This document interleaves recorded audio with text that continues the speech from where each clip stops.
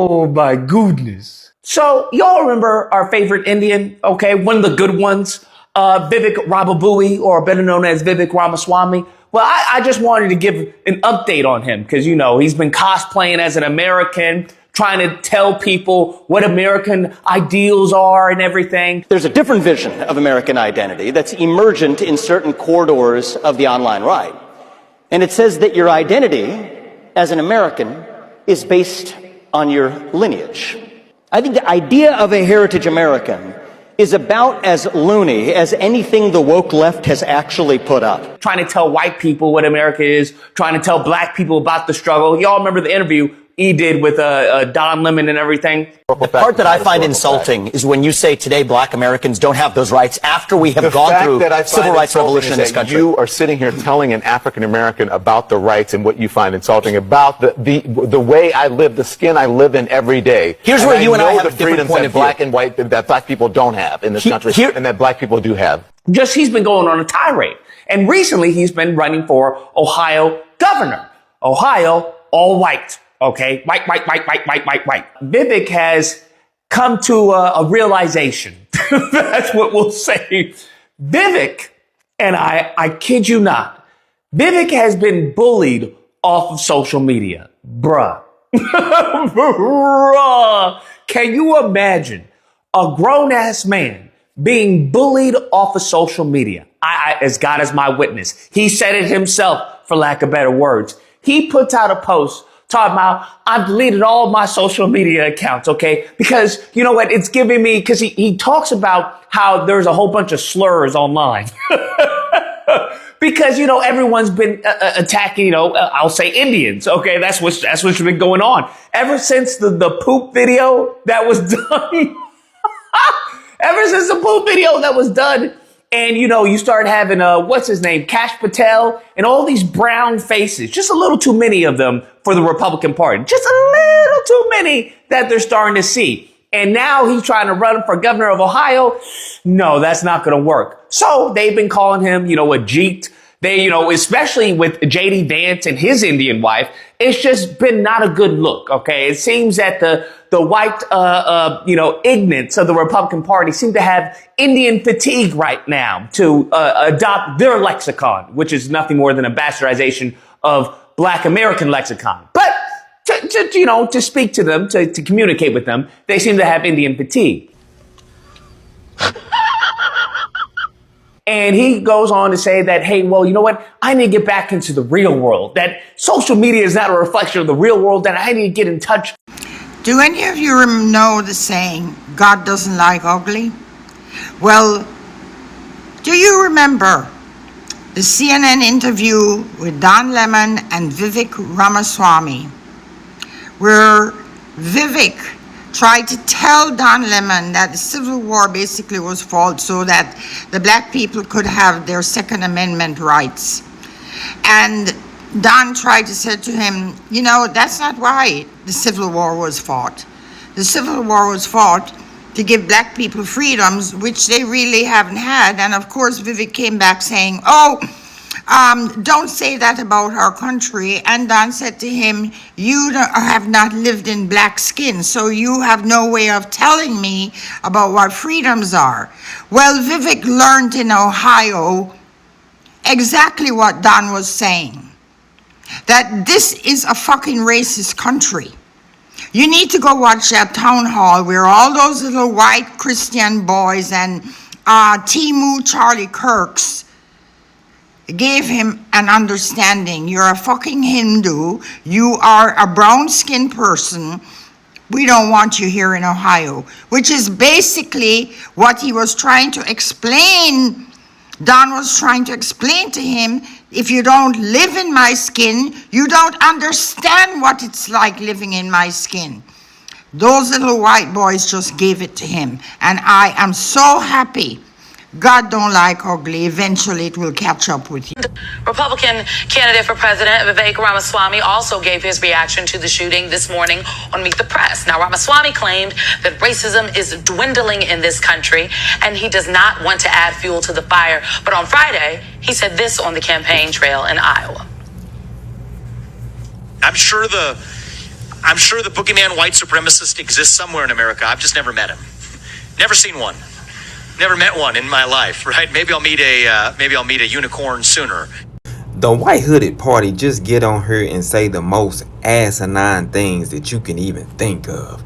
Now, I never met Michael Jeffrey Jordan.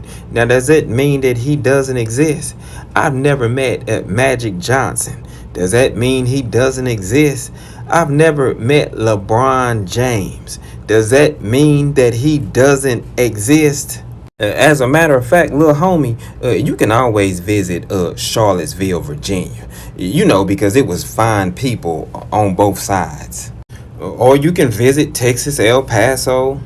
Hell, you can even make your way to Los Angeles. Then go ahead and proceed to Buffalo.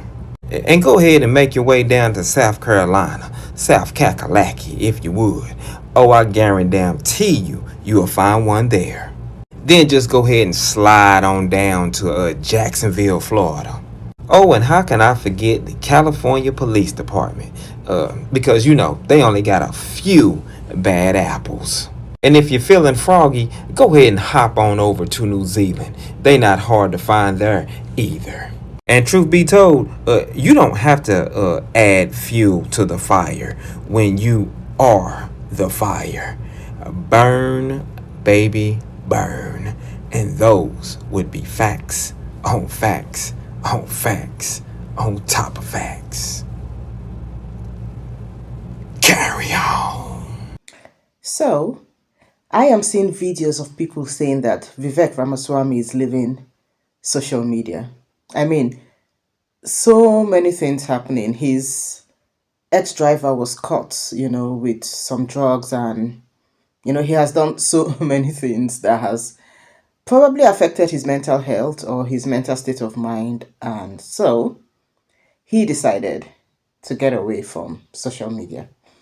And a lot of people are coming out to talk about all he has done. You know, he was the one that came out to say that black people do not experience racism. You guys are all aware. In fact, he stated categorically that there isn't racism in America, like the whole of America. There isn't racism. You guys remember his interview with Don Lemon in 2023 on CNN? Yeah, you guys remember? You know, claiming to know better than the blacks. My goodness, you are talking to a black and you're telling him to his face that there isn't racism in America. And the black person you're talking to is telling you that, come on, I am a black man. I wear the shoes of a black man and I know what we go through in America.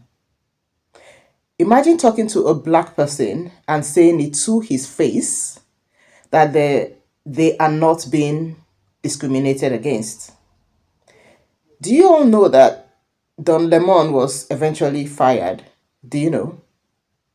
Anyways, let's get into the videos. We'll come back with some more commentaries.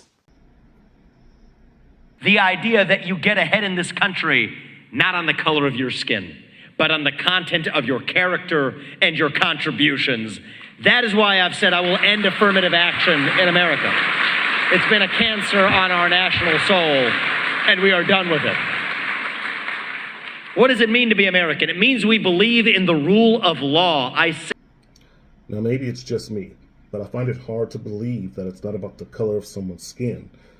While you sit there and preach to a crowd of nothing but white people how we should take away something created because white people did not want to provide the opportunity to be successful to anyone other than white people. But maybe that's just me. I think Vivek Ramaswamy might be showing the whole world how to lose an election. Vivek started as pretty much a nobody, and then he ran for president in 2024, which he ended up dropping out and endorsing Trump. And then he was supposed to be a part of Doge with Elon Musk, and then he backed out of that. Then he basically told the whole world that we need H-1B visas and that Americans don't work hard enough, which obviously pissed off Americans. And then he decided to run for governor of Ohio. So the other day he came out with this Wall Street Journal article where he says social media is a trap for politicians. I'm swearing off Instagram and X, where it's too easy to get a distorted sense of the public's concerns. So apparently any kind of post now on any of these sites is just going to be from his team, I guess updating on if he's doing like a campaign or something. But he himself is not going to be running these accounts. It's funny because he just posted this less than a month ago. If you're scared of your comment section, you're not fit to lead. Funny how things change in just like a 3-week period. And his opponent in the Republican primary has straight been calling him out on it. In 2026, in the age of social media, you can't quit social media and expect to win an election. That is the best way to talk to your voters and communicate with them. And what you're saying is that you're scared of them or scared of having any kind of pushback at all. Which is not a good look when you're trying to be the leader of the whole state of Ohio. Good morning. Not feeling my best, but I did make it today, okay? But everybody remember presidential candidate Vivek Ramaswamy. You remember him, correct? This man right here. He ran on the Conservative Party for President of the United States, and he was a strong advocate for President Trump. Well, he announced that he was stepping from his platform and he was going to allow other people to run it. Now, this just happened a few days before an incident happened. And what am I talking about? Well, it turns out that his bodyguard was arrested last week alongside his wife for drug trafficking. Justin Salisbury, 43, and Wh1te Salisbury, 38, from Bellefontaine, were charged in the U.S. District Court for the Southern District of Ohio with conspiracy to distribute and possess with intent to distribute 40 grams or more of fentanyl, and possess with intent to distribute a detectable amount of fentanyl and methamphetamine. Justin Salisbury worked for ARC Protection, which leads Ramaswamy's security detail, while Salisbury's wife worked for Urbana City Schools. Ramaswamy is the leading candidate right now to win the Republican nomination for the state of Ohio for governor. Okay? Ramaswamy will likely face Democrat Amy Acton, a former state health director who served under DeWine, and that was Governor Mike DeWine, whose term will expire. Listen to this here.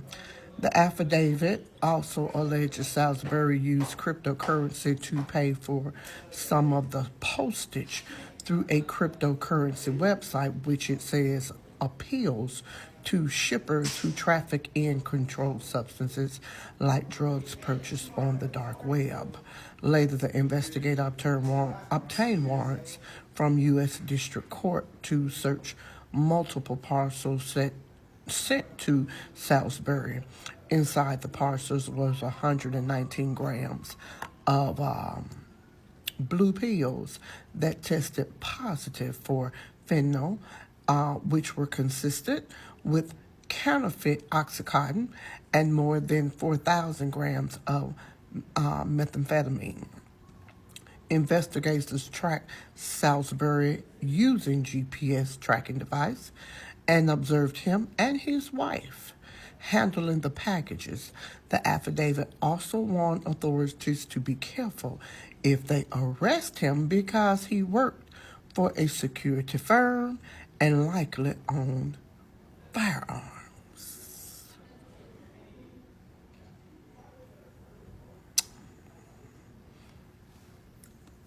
Ohio said pick one, and MAGA said, wait a minute. Now, I don't know if y'all watching the Ohio's governor's race, but it's getting real tight. But I'm not surprised by that. Because Vivek Ramaswamy is running for governor because he still believes in white adjacency. See, Vivek thinks racism in America is like TSA pre-check. That if you dress right, talk right, and smile real hard, they'll just wave you on through. Sir, This is America. The scanner still goes off. Keep telling y'all, a lot of immigrants don't understand this part yet. And some Indians that have immigrated here tried to bring that caste system mindset over here. But baby, that system don't convert. It's like trying to plug a European charger into an American outlet. It doesn't fit, and it never will. In America, the caste system is simple. White at the top, and everybody else somewhere under the porch. And being light bright and damn near white does not make you white. That's why the Ohio race is so interesting. Because the Democrat is a woman, and the Republican is a brown man. So y'all know MAGA is stressed right now, honey. Do they vote for the man who has a name they cannot pronounce, or do they vote for the woman that they think should be in the house making biscuits? This is Sophie's choice for misogyny and racism. And think about it. Even Ted Cruz knows you gotta start calling yourself Ted instead of Raphael if you want to blend in. So who do you think will win the race? And what do you think it's going to take for people like Wh1te to wake up and realize that white supremacy is not taking non-white applications?